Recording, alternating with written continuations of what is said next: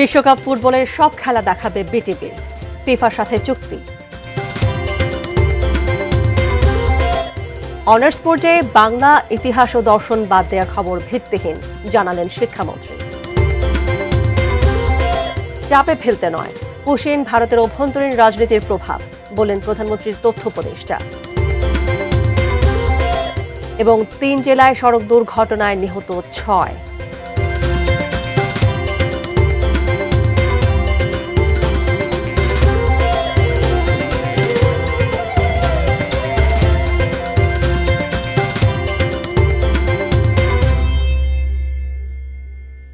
ATN news দেখছেন।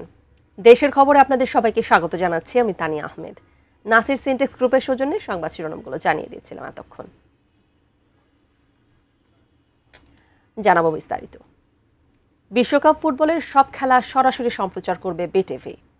ফিফার সাথে সাশ্রয়ী মূল্যে 47 কোটি টাকার চুক্তি হয়েছে বলে জানিয়েছেন তথ্য ও সম্প্রচার প্রতিমন্ত্রী ইয়াসির খান চৌধুরী। বিকেলে সচিবালয়ের তথ্য অধিদপ্তরে বিশ্বকাপ ফুটবলের সম্প্রচার নিয়ে সংবাদ সম্মেলনে তিনি আরও জানান, বিশ্বকাপ ফুটবল সম্প্রচারে ভ্যাট ট্যাক্স সহ মোট খরচ পড়বে প্রায় 64 কোটি টাকা। গত বিশ্বকাপ সম্প্রচারে খরচ করা হয়েছিল 96 কোটি টাকা। আনন্দের বিষয় হলো এই টাকা বিটিভিকে পরিশোধ করতে হবে না।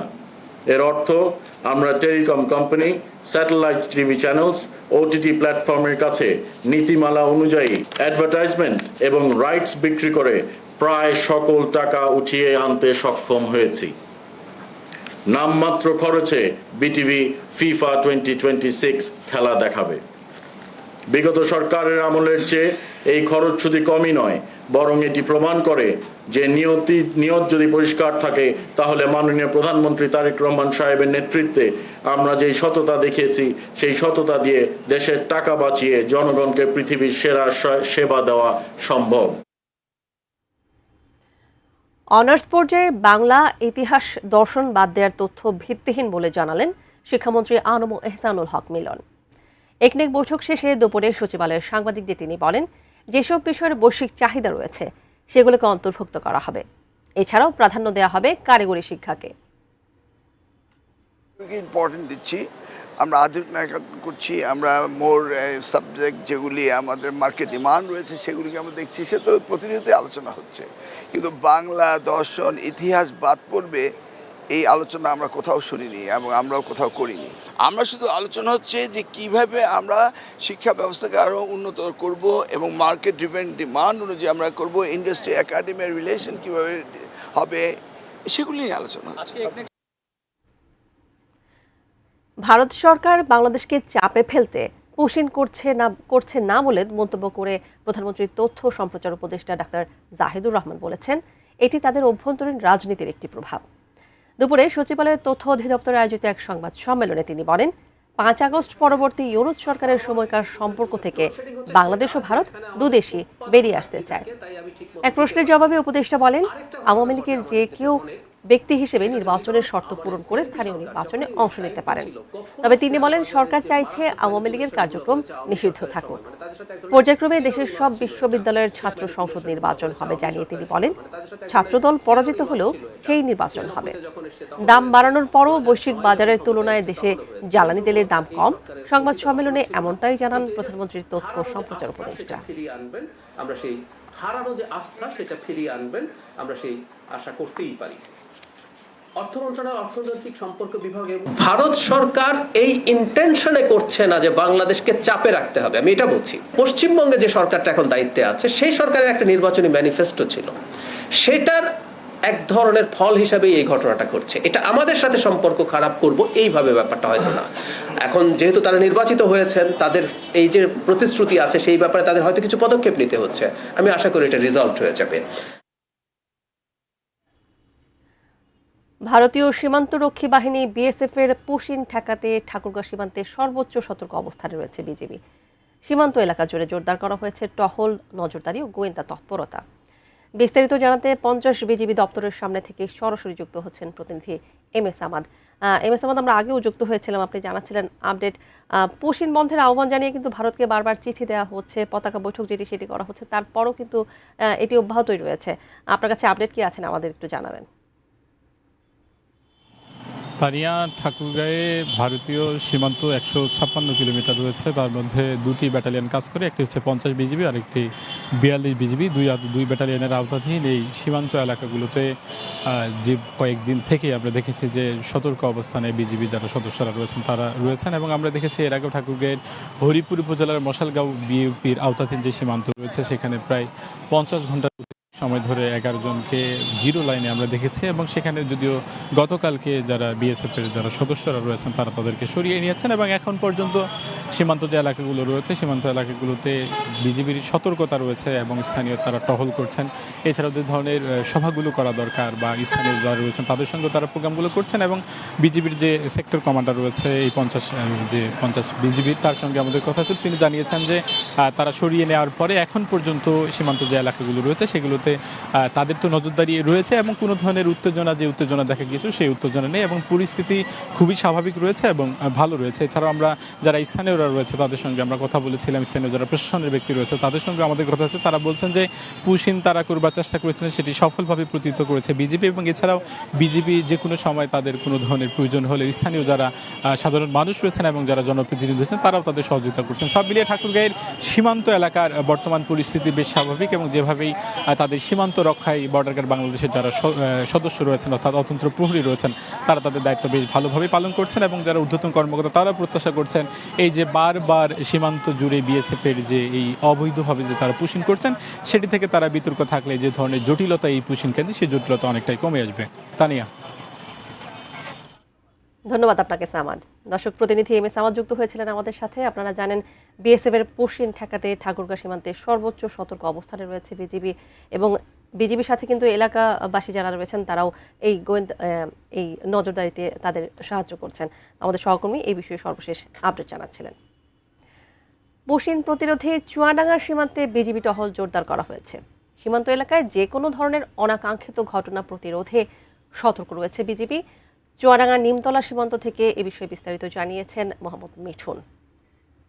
সীমান্ত দিয়ে আসলে ভারতীয় যে সমস্ত অবৈধভাবে অনুপ্রবেশ যাতে না করতে পারে সেজন্য কিন্তু চুয়াডাঙ্গা বিজিবির পক্ষ থেকে তৎপর আছে। ইতিমধ্যে আমরা দেখেছি বিজিবির পক্ষ থেকে চুয়াডাঙ্গা জেলা যে সমস্ত সীমান্তবর্তী এলাকা আছে, বিশেষ করে মহেশপুর 58 ব্যাটালিয়নের অধীনস্থ নিমতলা বিওপি ক্যাম্পের অধীনস্থ, এর পাশেই কিন্তু ভারতের সীমানা, যেটা একেবারেই এখান থেকে প্রায় 200 থেকে 300 গজ দূরেই ভারতের সীমানা। সেখান থেকে আসলে আমরা দেখেছি যে বিজিবির পক্ষ থেকে এখানে সকাল থেকে বিজিবির বিভিন্ন সেক্টরে তারা কিন্তু এখানে টহল জোরদার করেছেন, এবং যাতে করে ভারতের যে সমস্ত বিএসএফরা তারা কিন্তু বাংলাদেশে ভারত থেকে শিশু এবং নারী সহ একাধিকবার চেষ্টা করছে তারা এই বাংলাদেশের অবৈধভাবে অনুপ্রবেশে ঠেলে দেওয়ার জন্য, কিন্তু বিজিবির পক্ষ থেকে তারা কিন্তু তৎপর আছে এবং শক্ত পজিশনে আছে। ইতিমধ্যে আমরা বিজিবির যিনি পরিচালক আছে তার সাথে কথা বলছি, তিনি কিন্তু জানিয়েছেন সীমান্ত দিয়ে যাতে করে ভারত থেকে অবৈধভাবে কোনোভাবেই বাংলাদেশে অনুপ্রবেশ না করতে পারে সেজন্য তারা তৎপর আছে। পাশাপাশি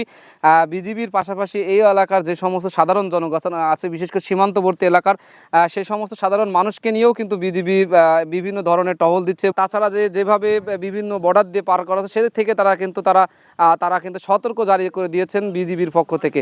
তো সব মিলে এই ছিল আমার কাছ থেকে চুয়াডাঙ্গা সীমান্তবর্তী এলাকার সর্বশেষ তথ্য। এ পর্যায়ে দেশের খবর নিয়ে নিচ্ছে বিরতি, এরপর জানিয়ে ফিরছি।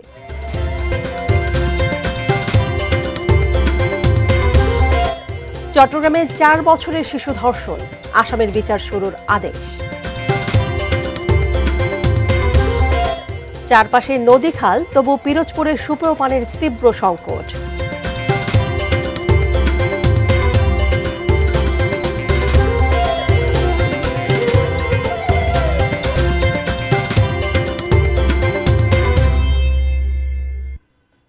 ফিরে এসে স্বাগত জানাচ্ছি দেশের খবরে।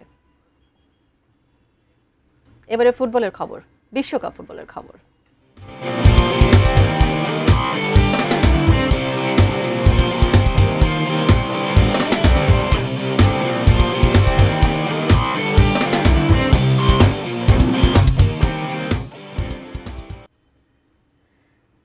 দুধ দিয়ে গোসল করে আর্জেন্টিনা সমর্থক যোগ দিলেন ব্রাজিলে।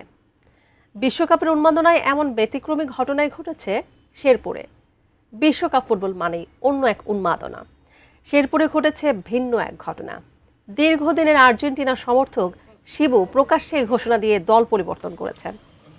শুধু ঘোষণাতেই নয়, 10 লিটার দুধ দিয়ে গোসল করে আনুষ্ঠানিকভাবে ব্রাজিলের সমর্থক হিসেবে নিজেকে ঘোষণা করেছেন তিনি। সোমবার রাতে জেলা শহরের চাপাতলি এলাকায় আয়োজিত এক যুব দল বদলের আয়োজন। বিশ্বকাপকে ঘিরে শেরপুরের এই অভিনব ঘটনা জেলাবাসীর আলোচনার কেন্দ্রবিন্দুতে পরিণত হয়েছে।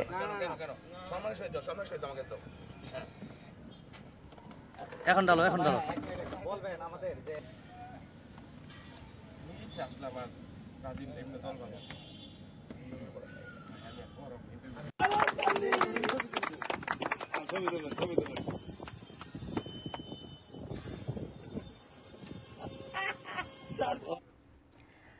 বিশ্বকাপ উত্তেজনায় উৎসবের আমেজ পর্যটন নগরী কক্সবাজারে। এসেই উত্তেজনা ছড়িয়েছে খেলার মাঠ থেকে রাজপথে। ফ্যাশন হাউসগুলোতে প্রিয় দলের জার্সির জন্য উপচে পড়া ভিড়। কক্সবাজার থেকে বিশ্বকাপ উন্মাদনার খবর জানাতে সরাসরি যুক্ত হচ্ছেন প্রতিনিধি অর্পণ বড়ুয়া। অর্পণ, শুধু ফ্যাশন হাউস কেন, অলিতে গলিতে ছোটোখাটো মার্কেটের কথাও যদি আমরা বলি, এখন কিন্তু জার্সি বিক্রির একেবারে ধুম পড়েছে। কক্সবাজার থেকে কি জানাবেন আপনি বিশ্বকাপের খবর? তারা যেমনটি বলছিলেন, বিশ্বকাপ উন্মাদনায় একেবারে কক্সবাজার সৈকত নগরী এই মুহূর্তে ভাসছে। আমরা আর্জেন্টিনা সমর্থক, ব্রাজিল সমর্থক থেকে শুরু করে যে সমস্ত দলগুলো আসলে বিশ্বকাপে ভালো খেলছে, বিশেষ করে জার্মানি, ফ্রান্স, পর্তুগালের সমর্থকরা কিন্তু তারা নিজেদের মতো করে স্বাগত মিছিল ইতিমধ্যে করে ফেলেছেন। মূলত আপনি যেমনটি বলছিলেন, বিশ্বকাপ ফুটবলের যে উন্মাদনা সেটি কিন্তু মাঠ থেকে একেবারে রাজপথ পর্যন্ত গড়িয়েছে। বিশ্বকাপ সমর্থকরা রাজপথ দখলে নিয়ে মিছিল করেছেন, স্বাগত মিছিল করেছেন এবং প্রিয় দলের প্রতি তারা আসলে সমর্থন জানিয়েছেন।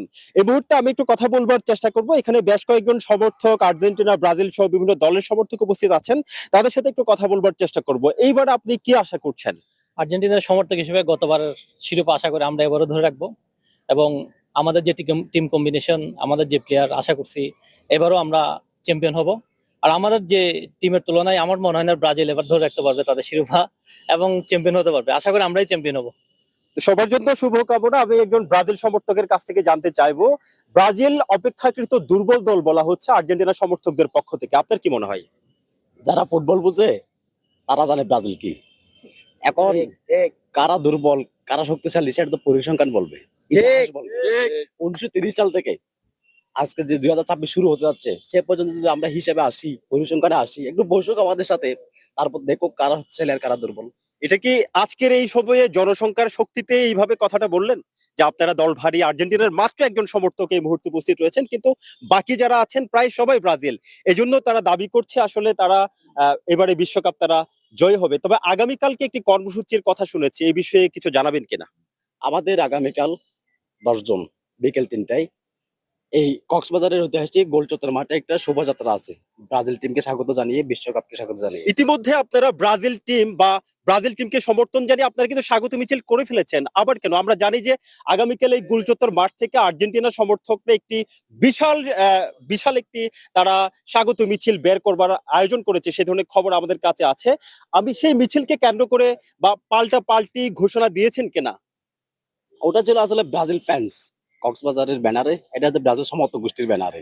আর আমাদের 5টা স্টার, আমরা চাইলে প্রতিদিন এখানে গড়াগড়ি করতে পারি, আমাদের একটা আলাদা গরম আছে তো। এখন আমাদের এই বিষয়টাকে যদি তারা বলে যে এটা পাল্টাপাল্টি কিংবা তারাও কর্মসূচি করবে, এটা তাদের বোকামি। কারণ আমরা এখনো জমিদার, এখনো ব্রাজিলের তুলনায় বাকি সবাই প্রজারা জমিদার লাগতে আসতেছে কেন? আমরা কালকে আবারও জমিদারত্ব দেখাতে আগামীকাল এখানে জার্মানি, ফ্রান্স সহ বিভিন্ন দলের আসলে যারা সমর্থক আছে তারাও তো এখানে সমাবেশের ঘোষণা দিয়েছে, এই কারণ কি? আমরা জানতে পেরেছি জার্মান ফ্যান যারা আছেন, ফ্রান্স, তারপরে হচ্ছে ইরান, তারপর জাপান, তাদের যারা সমর্থক। ধন্যবাদ আপনাকে। আগামীকাল এই মুক্তিযোদ্ধা মাঠ থেকে আসলে বিশ্বকাপ ফুটবলকে স্বাগত জানিয়ে আর্জেন্টিনা, ব্রাজিল, জার্মানি, ফ্রান্স সহ বিভিন্ন দলের সমর্থকরা ঠিক এই জায়গায় বিকেলে সমবেত হবেন এবং এখান থেকে পাল্টাপাল্টি তারা আসলে সমাবেশ বা মিছিলের ঘোষণা দিয়েছেন। যেহেতু আর কদিন পরেই বিশ্বকাপ করা দাঁড়ছে, আর কদিন পরেই বিশ্বকাপ অনুষ্ঠিত হবে, সেই বিশ্বকাপকে ঘিরে কিন্তু ইতিমধ্যেই পাড়ার অলিতে গলিতে বিভিন্ন জায়গায় তারা আসলে সমর্থকরা আনন্দ মিছিল সহ নানান কর্মসূচি পালন করে যাচ্ছে। অর্পণ, ধন্যবাদ আপনাকে। দর্শক, কক্সবাজার থেকে যুক্ত হয়ে বিশ্বকাপ উন্মাদনার খবর জানাচ্ছিলেন অর্পণ বড়ুয়া। অন্য প্রসঙ্গে যাচ্ছে। দেশের ৩ জেলায় সড়ক দুর্ঘটনায় ৬ জন প্রাণ হারিয়েছেন। টাঙ্গাইলের সখীপুরে নিহত হয়েছেন ৪ জন। ভোরে টাঙ্গাইলের কালিয়াবাজার এলাকায় মহাসড়কের পাশে বাঁশ বোঝাই একটি ট্রাককে মুরগিবাহী একটি পিকআপ ভ্যান পেছন থেকে ধাক্কা দেয়।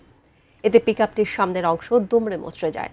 ঘটনাস্থলেই ভ্যানের চালক ও হেলপার সহ ৪ যাত্রী নিহত হন। নিহতরা হলেন জামালপুরের বক্সিগঞ্জের নূর নবী, নওগাঁর পত্নীতলার রফিকুল ইসলাম, নেত্রকোনার কেন্দুয়ার সাগর ও ভোলার সুমন। প্রায় একই সময়ে কুষ্টিয়ার মিরপুরে 2 ট্রাকের সংঘর্ষে সজীব নামে এক ট্রাক চালক নিহত হয়েছেন। আহত হয়েছেন চালকের সহকারী জিহাদ সহ 3 জন। এদিকে সকাল 7:30টার দিকে গোপালগঞ্জের মকসুদপুরে পিকআপ ট্রাক ভ্যানের সংঘর্ষে পিকআপের হেলপার মাসুদ রানার মৃত্যু হয়েছে।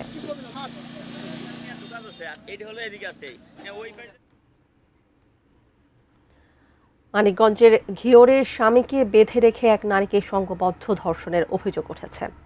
ঘিওর থানার ভারপ্রাপ্ত কর্মকর্তা মীর মাহবুবুর রহমান জানান, গত শনিবার ওই নারী তার স্বামীকে নিয়ে মানিকগঞ্জের দৌলতপুর উপজেলায় তার বাবার বাড়িতে যান। পারিবারিক কিছু আলাপ আলোচনা শেষে রাতে ফেরার পথে ঘিওরের বাসুদেব বাড়ি এলাকায় কয়েকজন দুর্বৃত্ত তাকে পথরোধ করে। এ সময় দুর্বৃত্তরা তার স্বামীকে বেঁধে রেখে তাকে সংঘবদ্ধ ধর্ষণ করে। এ ঘটনায় গত রোববার ভুক্তভোগী ওই নারী মামলা করেন। দোষীদের গ্রেফতারে অভিযান চলছে বলে জানিয়েছে পুলিশ।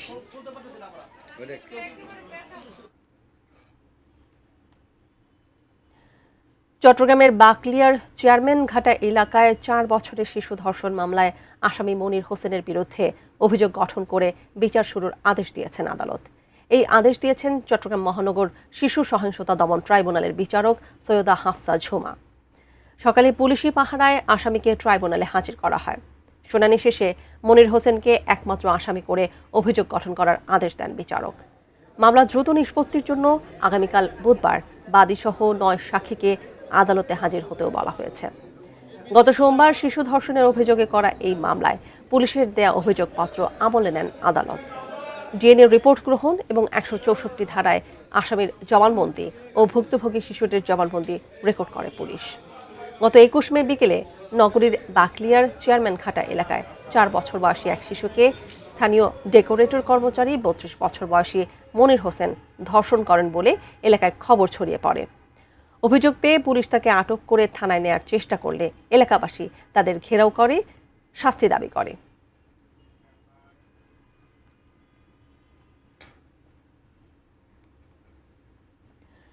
যশোরের মনিরামপুরে নাতনিকে উত্ত্যক্ত করার প্রতিবাদ করায় বখাটেদের হাতে প্রাণ হারালেন নানা এনামুল হোসেন। গতরাতে উপজেলার শরমপুর গ্রামে এই হত্যাকাণ্ড ঘটে।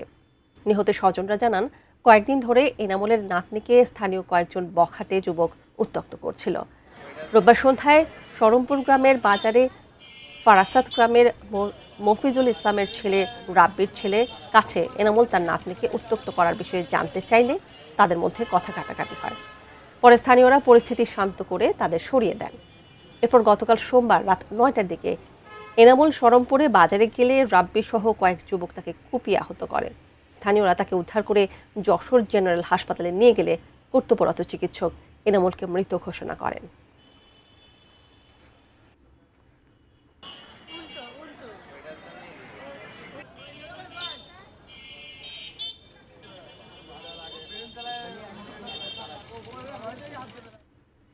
দেশের খবর একটা বিরতি নিয়ে ফিরছে, সাথেই থাকবেন।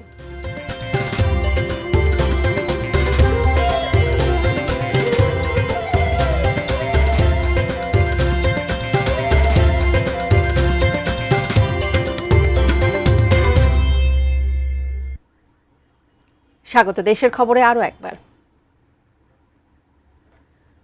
বান্দরবানের নাইক্ষ্যংছড়ির রেজু আমতলী সীমান্তে স্থলমাইন বিস্ফোরণে আব্দুল খালেক নামে এক রোহিঙ্গা নাগরিক নিহত হয়েছেন। নাইক্ষ্যংছড়ি থানার ভারপ্রাপ্ত কর্মকর্তা মোজাম্মেল হক জানান, সকাল 9টার দিকে সীমান্ত পিলার 40-এর পশ্চিমে একটি বাগানে কাজ করছিলেন খালেক। এ সময় স্থলমাইন বিস্ফোরণ হলে তিনি গুরুতর আহত হন। এতে তার বাম পা বিচ্ছিন্ন হয়ে যায় এবং ডান পা গুরুতর জখম হয়। আহত খালেককে কুতুপালং MSF হাসপাতালে নেওয়া হলে সেখানে চিকিৎসাধীন অবস্থায় তার মৃত্যু হয়।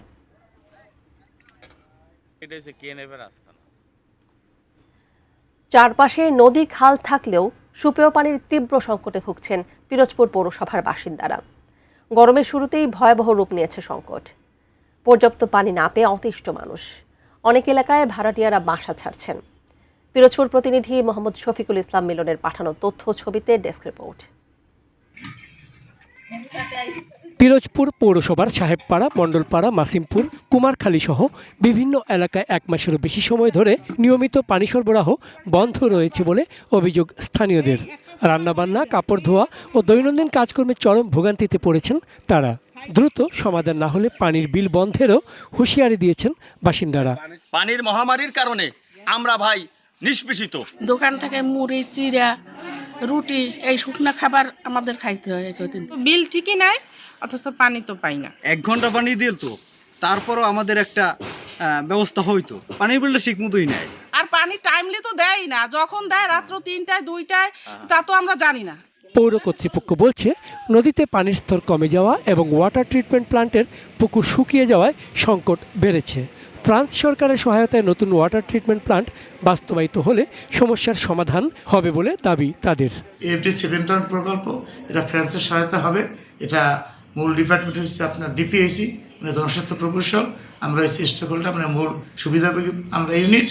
আমরা কাজটা তারা পারবে আমাদেরকে নিয়েই, আমাদেরকে হ্যান্ড ওভার করবে। তখন যদি আমরা প্রজেক্টটা পাই, তাহলে আমরা আপনাদের টোটাল পৌরসভায় কোনো পানির সমস্যা থাকবে না। প্রায় 2 লাখ মানুষের এই পানির সংকট দ্রুত নিরসনে কার্যকর উদ্যোগের দাবি জানিয়েছেন পৌরবাসী। তাদের আশঙ্কা, দ্রুত ব্যবস্থা না নিলে পরিস্থিতি আরও ভয়াবহ আকার ধারণ করতে পারে। চন্দন পাল, ডেস্ক রিপোর্ট, ATN নিউজ। এই ছিল দেশের খবরের সর্বশেষ। ধন্যবাদ এতক্ষণ আমাদের সাথে থাকার জন্য।